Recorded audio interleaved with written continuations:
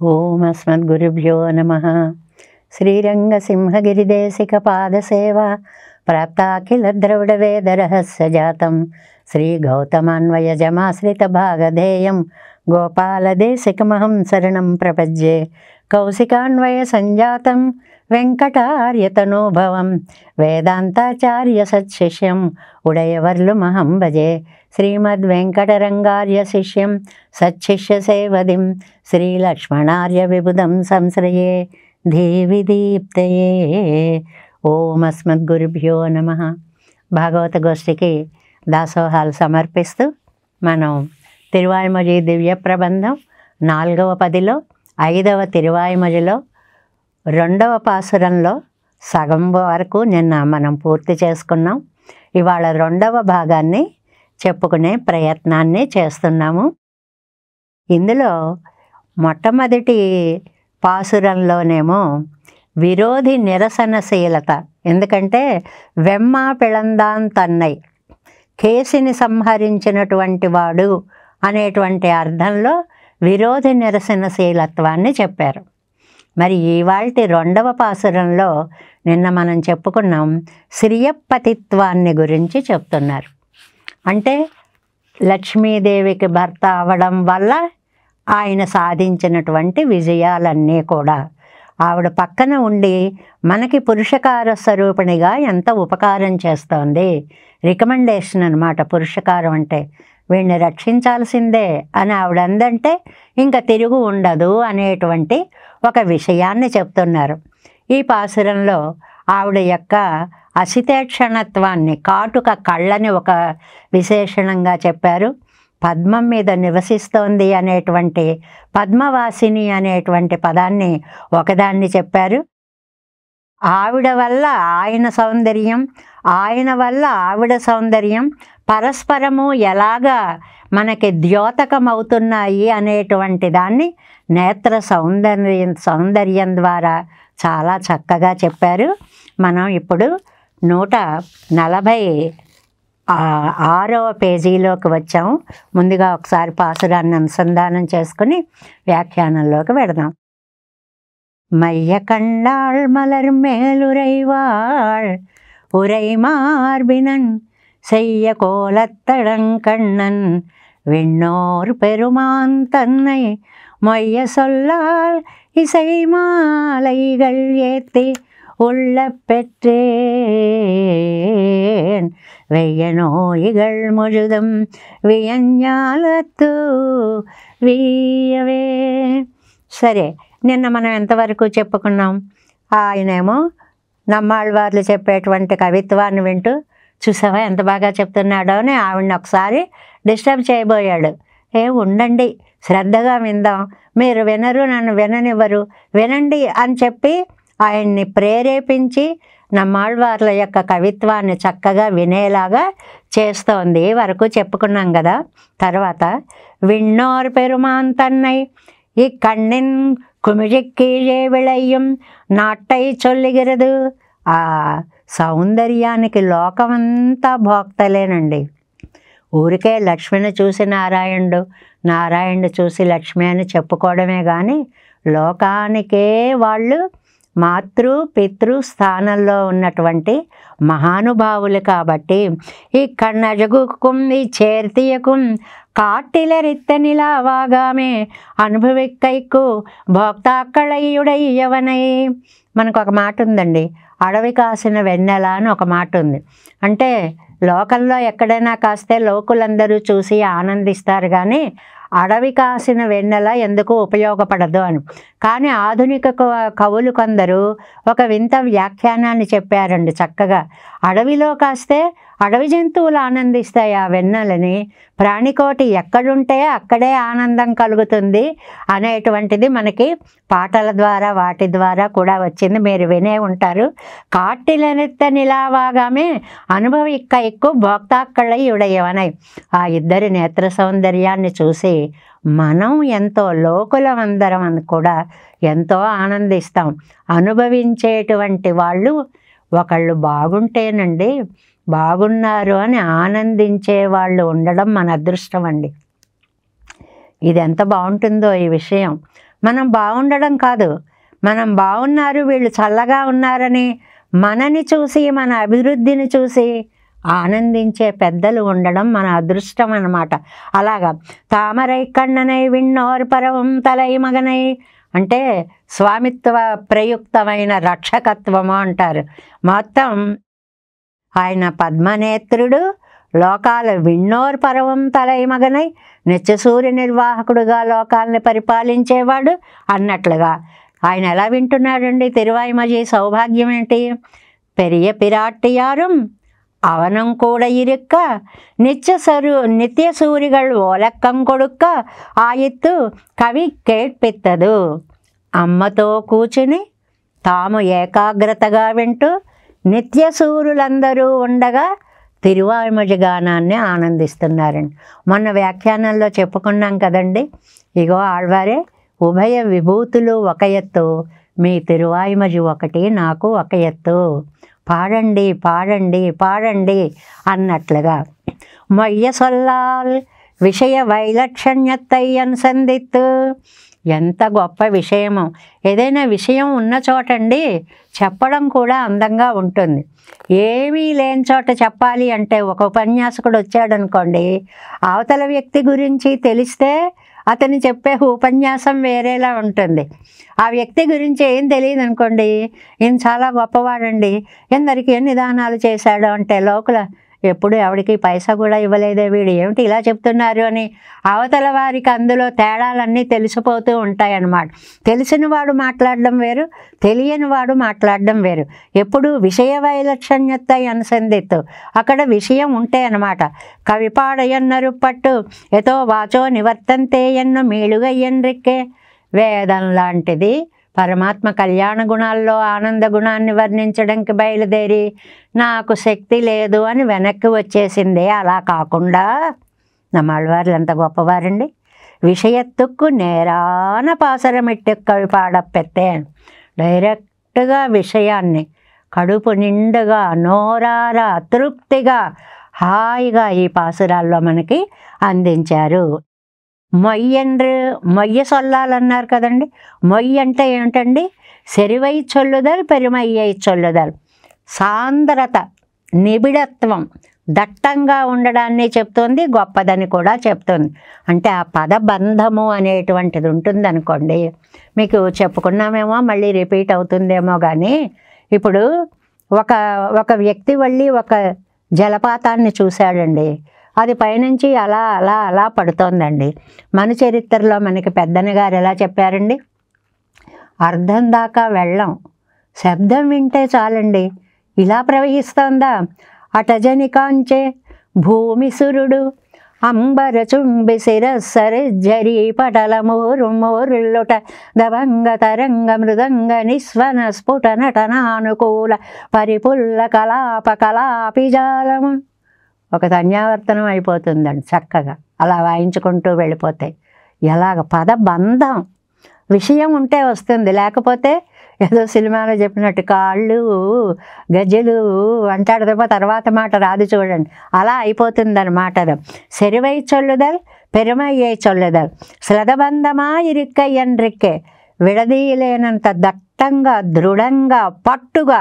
పట్టు పాట పాడడంలో చూడండి, లైట్గా గాలి నింపేసి పాడేసే పాట ఒకటి ఉంటుంది.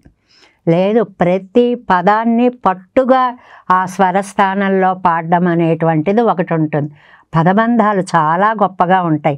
అలాగే తిరువాయిమజి దివ్య ప్రబంధము ఎంత బ్యాలెన్స్ ఉంటుందో పాసురం చదివేటప్పుడు అర్థవంతంగా చదివితే చూడండి ఎంత బాగుంటుంది. కట్టుడైతాయిరెక్కయ్యాదల్ మంచి బిగింపుతో ఉన్నటువంటి పాసురాలు.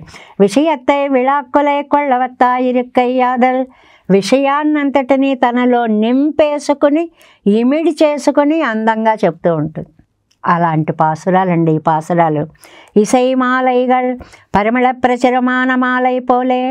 ఒక మంచి దండ పెట్టుకొస్తారండి, సన్నజాజులు లేకపోతే సంపెంగలు పెట్టుకొచ్చారనుకోండి, ఏమి పరిమళమో, ఎవరో ఎక్కడి నుంచో పూలవాసన వస్తుందని ముందే తెలిసిపోతుంది. మల్లెల గుబాళింపులు అన్నీ కూడా. కేటార్ తువక్కుండుంబడి ఇసై వింజి ఇరుక్కై ఆకట్టుకునేలాగా ఉండడం, ఆకట్టుకోవడం, అట్రాక్ట్ చేయడం అన్నమాట అటువైపు. ఆహా ఎంత బాగుంది అని. ఏతి ఉళ్ళప్పెత్తే మనపూర్వవాగుత్తరహాయంగర నేతి ఇల్లయ్యా ఇత్తేవారి పక్కల్. ఏమండి, ఏదైనా మనం ఒక మాట మాట్లాడాలంటే మనసులో అనుకోవాలి, అనుకున్న దానికి ఇక్కడ 4 మార్పులు కలగాలి, అది వాక్కుగా మారాలి, వస్తుంది. ఈ 4 మనకు కనిపిస్తాయి అంటే మార్పులు కనపడవు. స్విచ్ వేసామండి, అది లైట్ వెలిగిందంతే. అయితే కరెంటు మళ్ళీ కాంతిగా మారింది. ఇదంతా ప్రాసెస్ జరుగుతుంది, కానీ మనకు తెలియదు, ఆటోమేటిక్గా జరిగిపోతూ ఉంటుంది.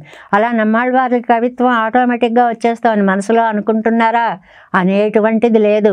ఆసు కవిత్వ జరిగా వచ్చేస్తాం. నినైతండ్రి పోలే కాణమెత్తిత్.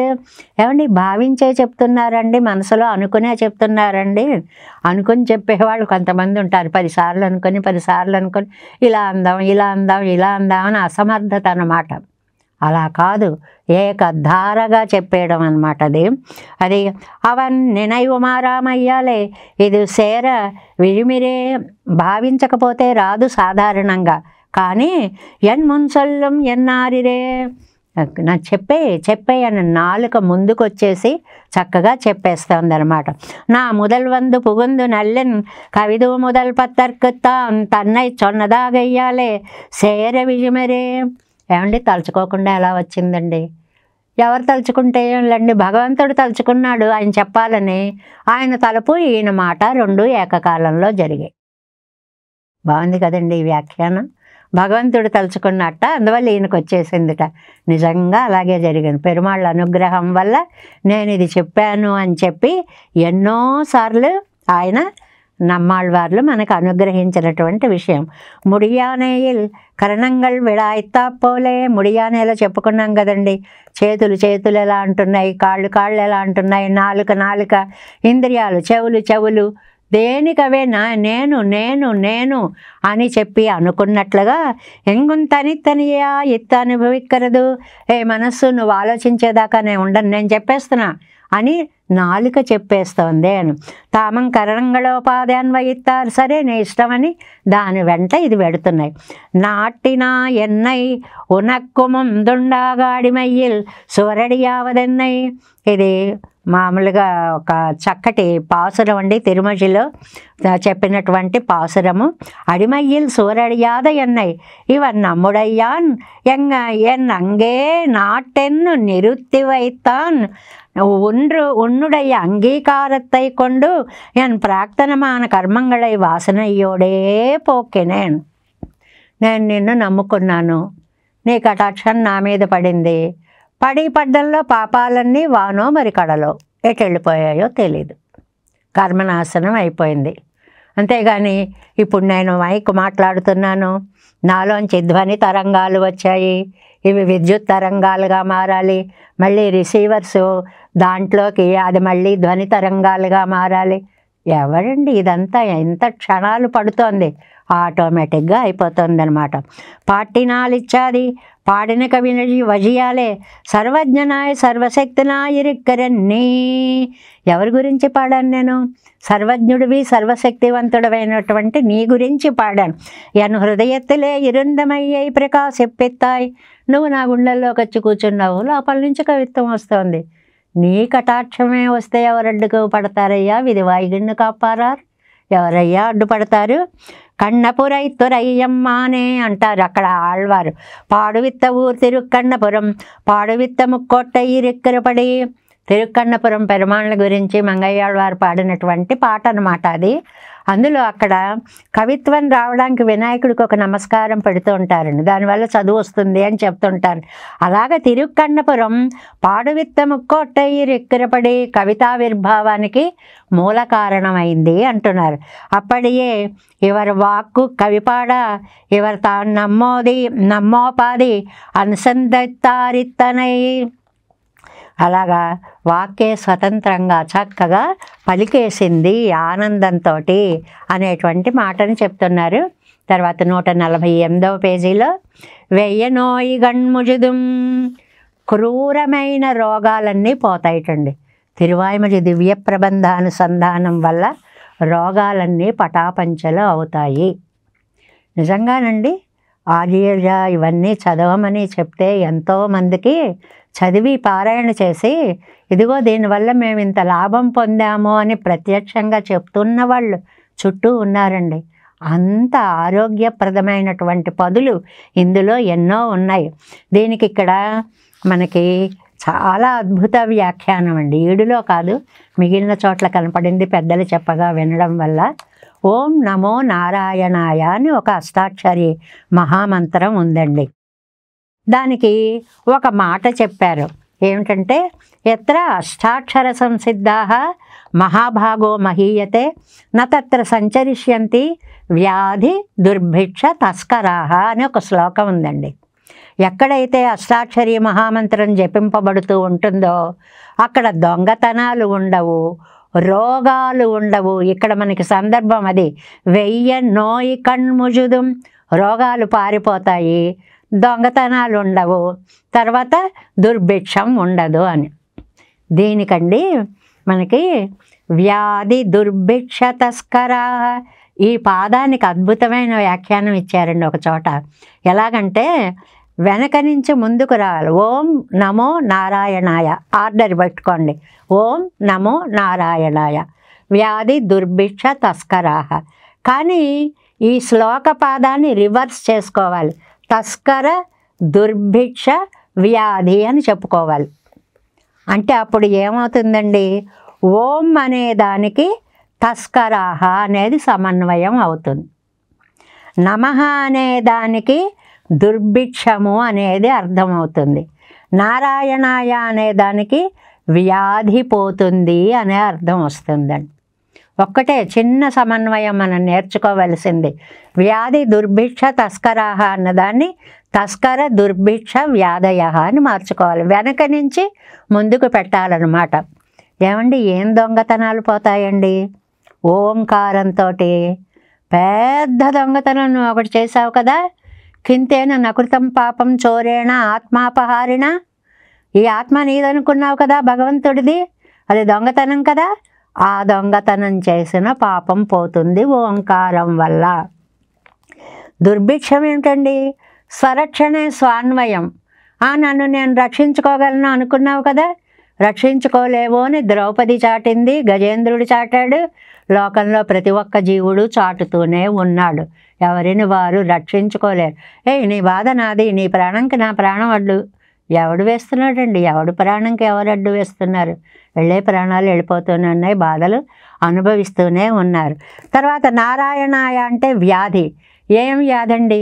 6 వ్యాధులు 6 భ్రాంతులని ఉన్నాయే, వాటిని అవన్నీ పోయి ఒజువిల్ కాలం ఎల్లాం ఉడనాయమన్రేని సర్వకాల సర్వావస్థల్లోనూ నిన్నే సేవించుకోవడము అనేటువంటి మహదవకాశం వస్తుంది. ఆయా అనేది కైంకర్యాన్ని చెప్తుంది. కాబట్టి చాలా మంచి వ్యాఖ్యానం ఇది. ఒకటి, ఏ పదానికి వెయ్యనోయి కణ్ముజుదుం అనేటువంటి వ్యాఖ్యానంలో ఓం నమో నారాయణాయ అనేటువంటి అష్టాక్షరి మంత్రానికి వ్యాధి దుర్భిక్ష తస్కరాహ అనే పదాన్ని తిరగవేసి మొదటిది తస్కరాహ, తర్వాత దుర్భిక్షాహ, తర్వాత వ్యాధయ అని గనక చేస్తే అవిద్య కర్మ జన్మ వాసన రుచి పాపాలు అన్ని సర్వాలు కూడా దూరమైపోతాయి అనేటువంటి ఒక అద్భుత వ్యాఖ్యానాన్ని ఇక్కడ ఇచ్చారండి. అవశ్యం అనుభోక్తవ్యం ఎంగిరపడియే. మనకి ఒక ధర్మవాక్యం ఉందండి, కృతం కర్మ శుభాశుభం నాభుక్తం చెయ్యతే కర్మ కల్పకోటి శతైరపి. మనం చేసుకున్న పాపం మనమే అనుభవించి తీరాలి, ఎవడు పోగొట్టలేడు.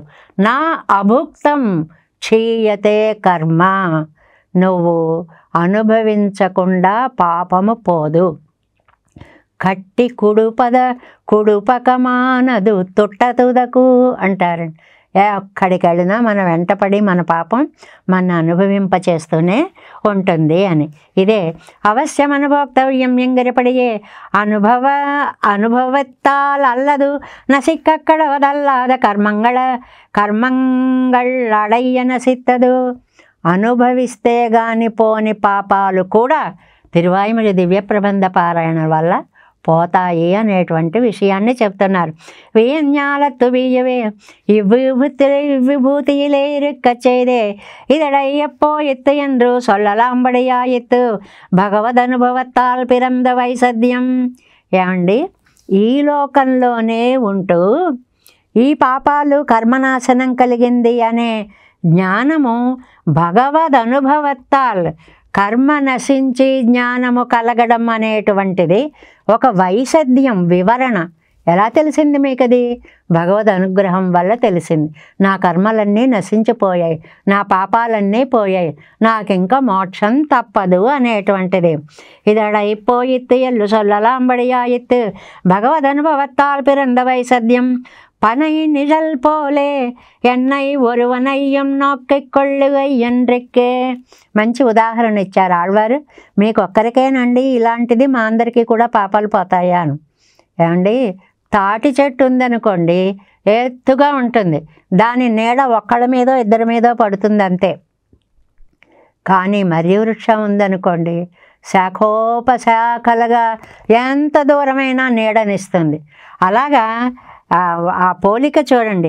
పనై నిజల్ పోలే ఎన్నై ఒరువనయ్యం నొక్కి కొళ్ళుగై ఎండ్రెక్కే. తాటి చెట్టు నీడలాగా ఒక్కళ్ళకో ఇద్దరికో కాకుండా ఊరుం నాడుం ఉలగముం తన్నై పోలే అంబడి లోకాలంతటికీ రక్షకత్వం. ఆయనలో ఉండేటువంటి విశిష్టత కటాక్షం లోకాలని కాపాడుతుంది అని. నా నిరింద విభూతి ఎల్లుండాన కర్మంగళం అడయ్య నసిత్తదెన్నవుమాన్. అందువల్ల ఈయనేమో భూమి ఉన్నారండి, ఈ భూమి మీద ఉండి ఈ భూలోకంలో ఉన్న వాళ్ళందరివి పోతాయి అంటే మీరు భూలోకంలోనే ఉన్నారు కదండి అంటే కాదండి. ఈయన మనసు పరమపదంలో ఉంది, ఈయన అక్కడుండి మాట్లాడినట్లుగా మాట్లాడుతున్నారు. అంగనుమ్మన్నికే వియజ్ఞాలమన్ను వేరొరు దేశం పోలే ఇరుక్క చెల్లుగయ్యాలే. ఏమండి, ఈ భూమి ఆ భూమి మీద ఉన్న వాళ్ళ కష్టాలు పోతాయి, ఆ భూమి మీద ఉన్నవాళ్ళు ఆ భూమి మీద ఏమిటంటే మీరు భూమి మీదే ఉన్నారు కదా. లేదండి, నేను మానసికంగా పరమపదంలో ఉన్నాను, అక్కడ వైభవాన్ని అనుభవిస్తున్నాను. தாம் வீத்திருந்தேழலகம் அருளை செய்கிறது பரமபதத்திலே இருந்து போலே காணும் என் అరుళి చేయవరు. తాము పరమపదంలో ఉండి పరమపదనాథుని యొక్క కైంకర్యాన్ని అనుభవిస్తున్నట్లుగా అందమైనటువంటి భావముతోటి ఈ భూమి మీద ఉండే వాళ్ళందరికీ పాపాలు నశిస్తాయి అనేటువంటి దాన్ని ఆళ్వార్లు చెప్తున్నారు. అదే అంటున్నారు, భావన ప్రకర్షత్తాలే. ఏదైనా మనం ఒక వ్యక్తిని ఆలోచించి ఎవరైనా వచ్చేటప్పటికి వాళ్ళేనేమో అనుకుంటాం. చూసి ఎదురు ఏదొచ్చినా వాళ్ళే అనిపిస్తుంది. దీన్ని భావన ప్రకర్ష అంటారు. అంటే లగ్నం అయిపోవడం అన్నమాట. అందులో అంగుత్తారాయి తోత్తినపడి ఆ నిత్యసూర్ల మధ్యలో ఉండేటువంటి ఆ భావన వచ్చేసి తిరువుళ్ళ మంగేయాయి, మనసు అక్కడే ఉండిపోయి విస్మయనీయమాన జాలమెన్నుదల్. ఏం భూమండి, అయ్యయ్యో ఏం పాపాలండి, ఏం చేసుకున్నారండి అని పరపైయుడ ఇత్తాన జాలమెన్నదల్. మనసు పరమపదంలో ఉండడం వల్ల వీరికి భూమి అంతా కూడా చాలా విస్మయనీయంగా ఆశ్చర్యావహంగా కనిపించింది అనేటువంటి దాన్ని పాసురంలో చెప్తూ శ్రీయపతిత్వాన్ని చెప్పారు. దానికి కారణం అమ్మని చేపట్టడం అవ్వచ్చు, అమ్మ అనుగ్రహం వల్ల వచ్చినటువంటి తిరువాయిమొഴి కావచ్చు, సీతాయాశ్చరితం మహత్తు అన్నట్లుగా వాళ్ళిద్దరి చేర్తిని పొగడడం వల్ల కావచ్చు, పెరుమాళ్ళు తల్లి కలిసి వినడం వల్ల కావచ్చు. ఇది శ్రీయపతిత్వము అనేటువంటి ఒక విషయాన్ని చాలా అందంగా చెప్పారు. ఆవిడ కంటిని వర్ణించారు, ఆయన కంటిని వర్ణించారు. చక్షు ప్రీతి, చక్షు సంగమము అనేటువంటి అద్భుత విషయాలని, కావ్యపరమైనటువంటి శోభలన్నిటినీ కూడా ఇక్కడ చెప్పారు. ఆళ్వారు కవితాగానం చేస్తుంటే ఎంత బాగుందో అని వింటూ తలూపుతూ ఆవిడ్ని కూడా వినమని చెప్పినప్పుడు శ్రద్ధగా వినండి అని ఆవిడ ప్రోత్సహించినట్లుగా కూడా చెప్పారు. ఆ చెప్పేటువంటి విధానం అంతా కూడా రాగమాలికగా సాగింది, అందంగా గానయుక్తంగా సాగింది అనేటువంటి దాన్ని కూడా చెప్పారు. మళ్ళీ మంచి మంచి పరిమళ పుష్పాలు వాటి సువాసనతో ఆకట్టుకున్నట్లుగా మంచి మంచి పాసురాలు వారి శబ్దార్థ సౌందర్యంతో దట్టమైనటువంటి కవితా శోభలతోటి ఆలంకారిక శైలితోటి కమనాటాజ్వాన్ అంటారండి, దీన్ని అలంకారమాల అంటారండి తిరువాయిమొழிని. చాలా అందమైనటువంటి పేరు అన్నమాట. అంటే అలంకారాలన్నీ మనకి వేదాల్లో కటవల్లి, ఆనందవల్లి, భృగువల్లి అలా అన్నట్లుగా ఒక అలంకారికమైన తీగ మాలలాగా సాగింది అని అంటారు, అలంకారవల్లి అని అన్నట్లుగా. అలాగా ఈ ఆనందం ఉప్పొంగేటప్పటికీ మనస్సు వాక్కు సహకరించాలని లేదు. మనస్సు ఆనందిస్తోంది, వాక్కు తన కవిత్వాన్ని అద్భుతంగా చెప్పేస్తోంది.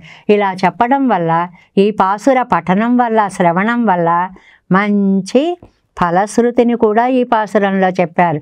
అష్టాక్షర మహామంత్రాన్ని చదివినప్పుడు వ్యాధి దుర్భిక్ష తస్కరాదులన్నీ పోతాయని ఎలా చెప్పారో, తిరువాయిమొഴి దివ్య ప్రబంధానుసంధానం శ్రవణం వీటి వల్ల పాపాలన్నీ వ్యాధులన్నీ దూరమైపోతాయి అనేటువంటి దాన్ని చాలా స్పష్టంగా చెప్తూ, తామేదో పరమపదంలో ఉన్నట్టు, మనమేమో భూమి మీద ఉన్నట్టు, ఈ భూమి మీద వారికి అని అండంలో భావనా ప్రకర్ష వల్ల, అంటే తాము అక్కడ ఉండడం వల్ల అలా చెప్పారు ఆళ్వార్లు అనేటువంటి భావాన్ని ఈ అద్భుతమైనటువంటి పాసురంలో మనకి అందించారు.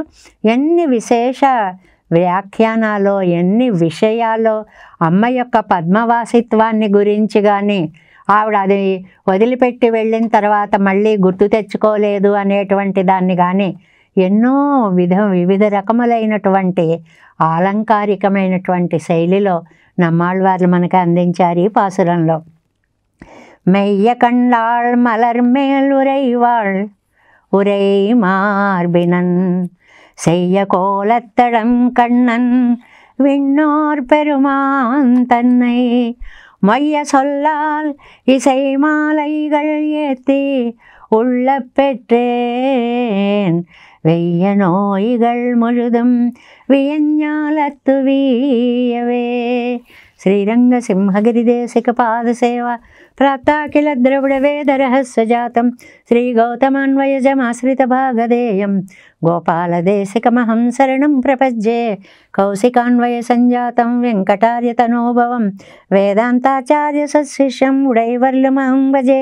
శ్రీమద్వెంకటరంగార్య శిష్యం సత్శిష్య సేవదిం శ్రీలక్ష్మణార్య విబుధం సంశ్రయే దేవి దీప్తయే.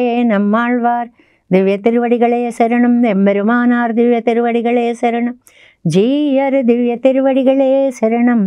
ஓம் அஸ்மத்குருभ्यो நமः. ஜெய் ஸ்ரீமன்னாராயண.